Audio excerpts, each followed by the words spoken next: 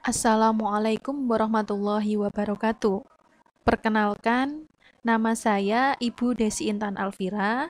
Panggil saja Ibu Desi. Di sini Bu Desi mengajar sejarah Indonesia. Bagaimana kabar kalian? Ibu doakan semoga kalian selalu diberikan kesehatan. Kemudian kalian belajar dengan rajin dan jangan lupa untuk selalu beribadah ya. Nah, di pertemuan kali ini Bu Desi akan menyampaikan materi tentang menelusuri peradaban awal di Kepulauan Indonesia. Sambil kalian juga bisa membaca buku paket kalian ya. Di sini Pak materi pokoknya yang akan Bu Desi sampaikan. Yang pertama yaitu perkembangan bumi dan munculnya makhluk hidup. Yang kedua terbentuknya kepulauan di Indonesia. Jadi cukup materi yang itu dulu. Oke, kita akan ke slide selanjutnya. Adapun peta konsep dari bab ini, yang pertama yaitu perkembangan bumi dan munculnya makhluk hidup. Ya, di sini akan membahas mengenai asal-usul bumi dan perkembangan makhluk hidup. Yang kedua, terbentuknya kepulauan di Indonesia yang terbagi menjadi empat, yaitu empat pembahasan, yaitu tenaga endogen, ada tenaga eksogen, kemudian yang ketiga perubahan iklim, dan letusan gunung api. Nah, kemudian ada subbab yang ketiga dan keempat, itu akan Bu Desi jelaskan untuk pertemuan selanjutnya, yaitu mengenai corak kehidupan dan hasil-hasil budaya pada masa praaksara Indonesia dan hasil kebudayaan pada masa praaksara tingkat lanjut. Oke, kita ke slide selanjutnya. Sebelum Bu Desi membahas tentang perkembangan bumi dan munculnya makhluk hidup, kalian perlu ketahui terlebih dahulu apa yang dimaksud dengan masa praaksara. Istilah praaksara itu berasal dari kata pra yang berarti sebelum dan aksara yang berarti tulisan. Jadi, masa praaksara berarti masa ketika manusia belum mengenal tulisan. Dalam bahasa Inggris, masa praaksara disebut prehistory, yang artinya sama dengan praaksara ya. Kemudian ada istilah lain yang disebut sebagai nirleka, yang berarti nir itu tidak dan leka yang berarti tulisan.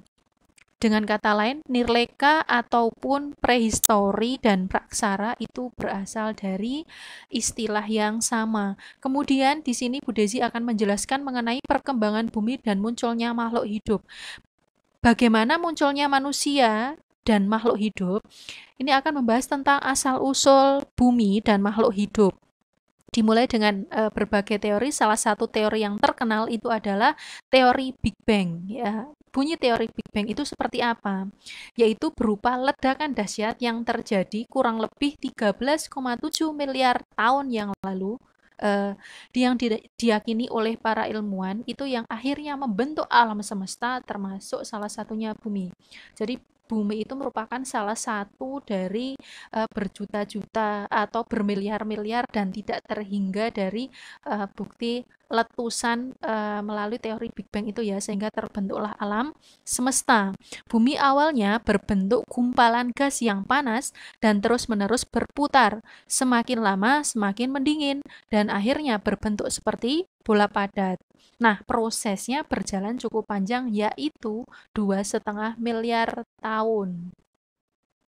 Berikutnya proses perkembangan bumi. Jadi ini yang disebut sebagai proses evolusi ya. Proses evolusi bumi itu dapat dipelajari dengan ilmu geologi. Menurut ilmu geologi, evolusi bumi itu berlangsung selama jutaan tahun. Tadi sudah Bu Desi jelaskan di slide sebelumnya. Berdasarkan hasil penelitian geologi ya, diketahui bahwa bumi berumur sekitar 4.570 juta tahun yang lalu. Nah, berdasarkan perkembangannya, bumi dibagi menjadi 4 tahapan masa. Yang pertama itu masa arkaikum atau azoikum. Yang ciri-cirinya ini adalah diperkirakan adalah masa yang tertua, yaitu 2,5 miliar tahun yang lalu. Masa yang tertua, kemudian bumi ini masih menyerupai bola gas. Kemudian belum adanya tanda-tanda kehidupan. Kemudian yang kedua yaitu masa Paleozoikum. Masa Paleozoikum itu berlangsung sekitar 340 juta tahun yang lalu. Kemudian yang kedua, bumi belum stabil. Zaman Paleozoikum ini mulai terjadi perkembangan atmosfer dan hidrosfer serta kehidupan mikroorganisme bersel tunggal yang menjadi banyak seperti eukaryotes dan prokaryotes ya, atau istilahnya ini adalah jenis-jenis seperti hewan invertebrata. Kemudian yang berikutnya zaman kehidupan pertama ini disebut dengan zaman primer. Paleo itu adalah Paleozoikum itu zaman yang tertua ya. Kemudian yang keempat, masa Mesozoikum, berlangsung sekitar 140 juta tahun yang lalu. Kemudian yang kedua, bumi sudah semakin stabil. Kemudian yang ketiga, munculnya beragam hewan bertubuh besar yang disebut sebagai dinosaurus ya. Kemudian mamut. Berikutnya zaman kehidupan kedua yaitu zaman sekunder. Jadi tadi Paleozoikum, sekarang Mesozoikum itu zaman sekunder. Kemudian disebut sebagai zaman reptil. Atau kalau misalkan di sini sebagai istilah tadi, zaman-zaman di masa Mesozoikum ya, itu dibagi menjadi 3 periode. Yang pertama periode Trias ya.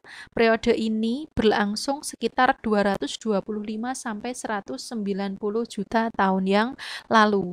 Pada periode ini kondisi bumi masih kering dan tidak subur.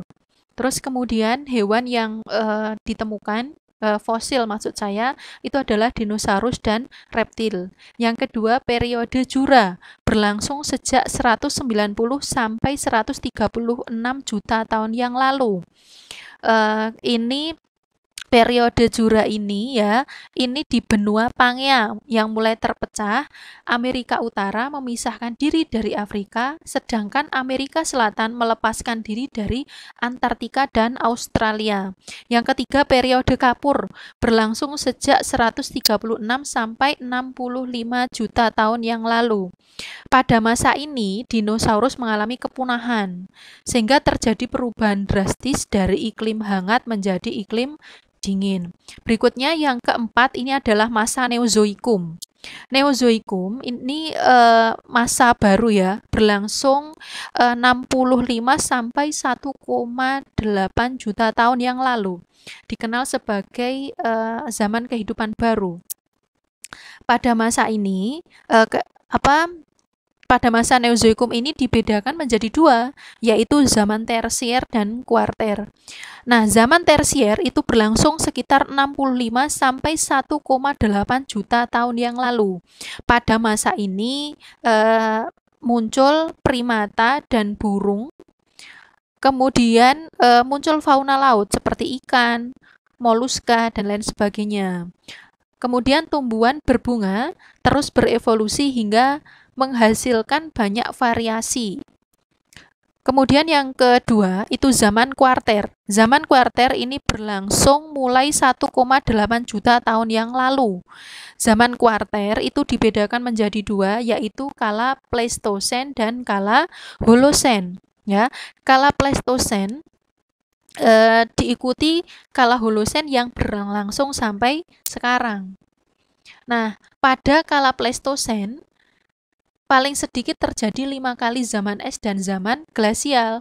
Pada zaman glasial, sebagian besar wilayah Eropa, Amerika Utara, dan Asia bagian utara itu tertutup es.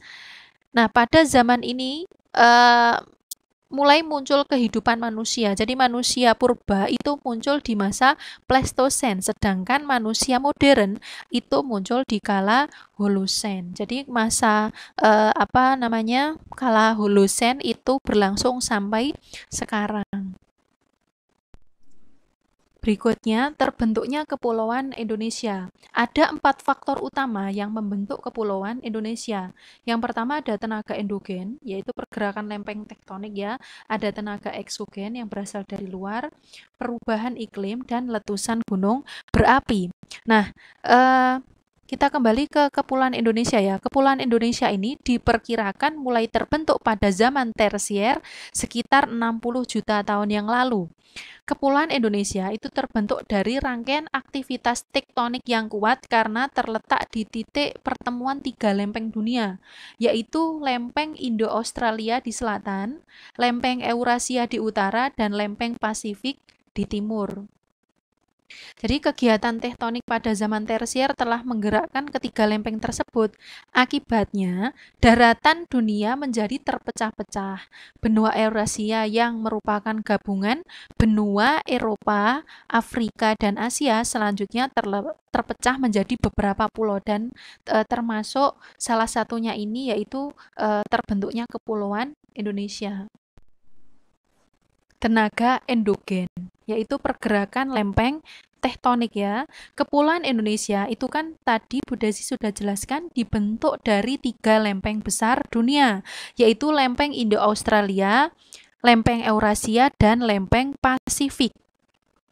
Akibat pergerakan ketiga lempeng tersebut, deretan gunung api akan mulai terbentuk. Pergerakan tersebut juga berpengaruh terhadap pembentukan pulau-pulau di Indonesia. Di Indonesia itu kan terdapat 5 pulau besar, yaitu Sumatera, Jawa, Kalimantan, Sulawesi, dan Papua. Rangkaian pulau ini menjadi bagian utama dari Kepulauan Indonesia. Nah, di Indonesia ini terdapat sekitar 400 gunung api, ya. Kemudian 130 di antaranya itu termasuk gunung aktif. Nah, ini gambaran lempengan yang membentuk Kepulauan Indonesia. Bisa kalian perhatikan ya, ada 3 lempengan tadi, gambarannya seperti itu. Berikutnya, di situ ada gambaran peta tektonik Kepulauan Indonesia ya. Jadi pada periode Pleistosen, sebagian besar daratan di dunia ini kan masih tertutup oleh lapisan es.